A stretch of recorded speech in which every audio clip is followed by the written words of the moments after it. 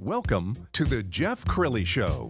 Welcome back to the Jeff Crilley Show. We're heading into kind of the last half hour of the show, and I want to welcome our guest today, Drew Crownover, who is an author and an attorney. Welcome, Drew.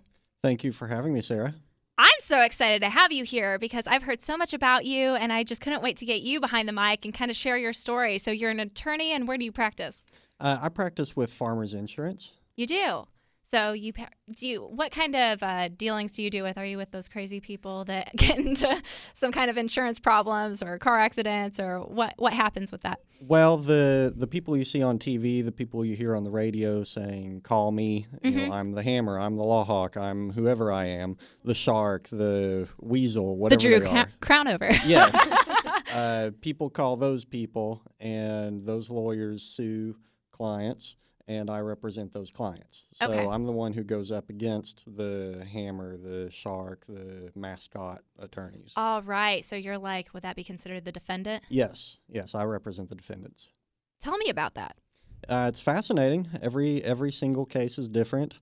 95% of my cases are car wrecks because everybody in Texas drives, everybody in Dallas Think about drives. all those people texting right now. Stop and chasing texting. the Pokemon. and chasing Pokemon. And chasing Pokemon, Samantha adds. Don't do it while you're driving, people. Just don't do it. Just eyes on the road. But let's say that doesn't happen, and then that happens. Then that happens. Yes, and you're in their life. And then I step in.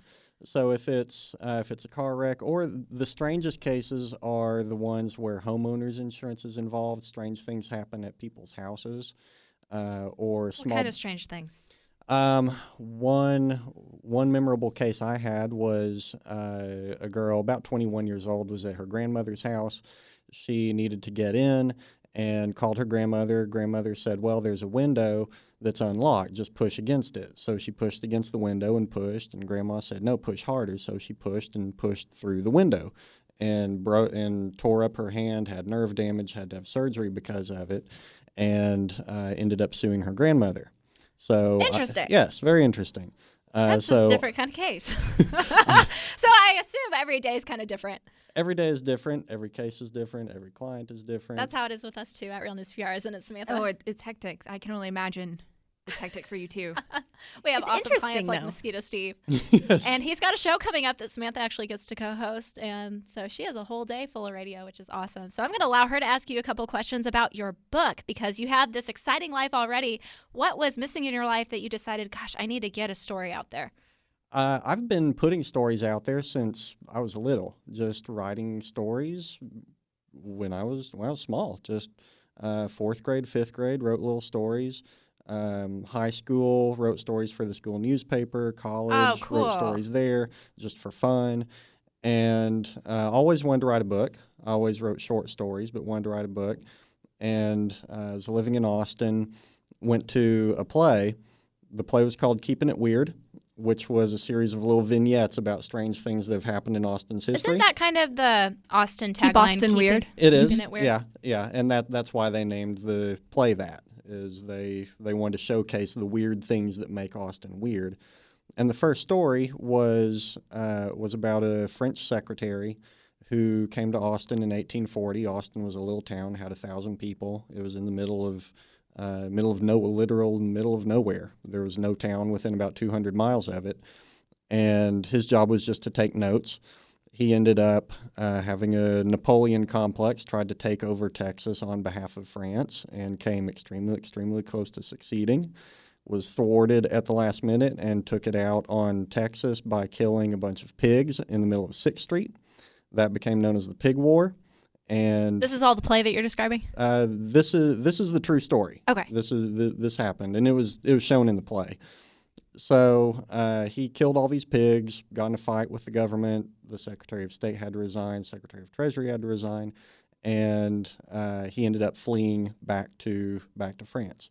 So I always thought it was an interesting story and did a little bit of research, and I found hundreds of pages of his letters that are just beautifully written.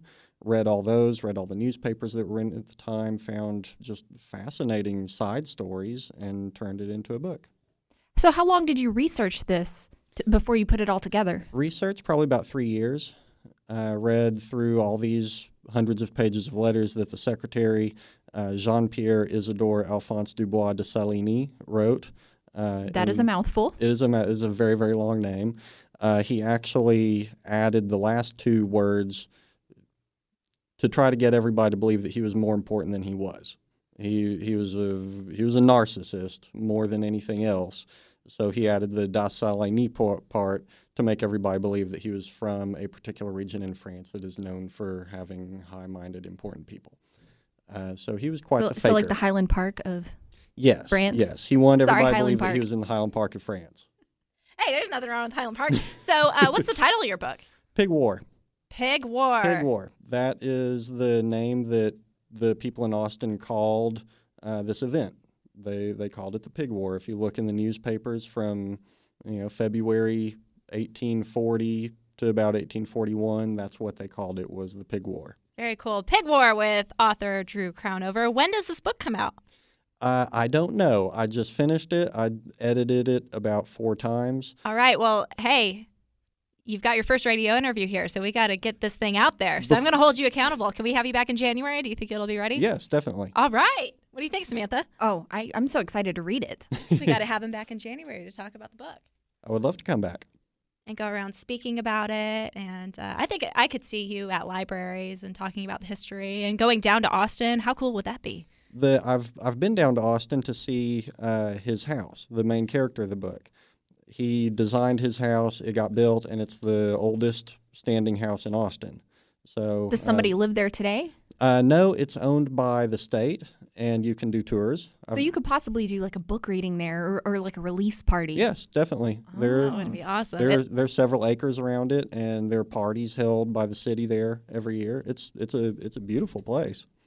Pig War coming soon by author Drew Crownover and local attorney here. So it looks like we're almost done with this segment. We'll be bringing on the Dallas Junior Chamber next, but I want to have you back in January. I'm serious. I will come back in We January. would love to have you back, Drew, and that would be fantastic. And how can people get a hold of you to kind of get some notes about the book?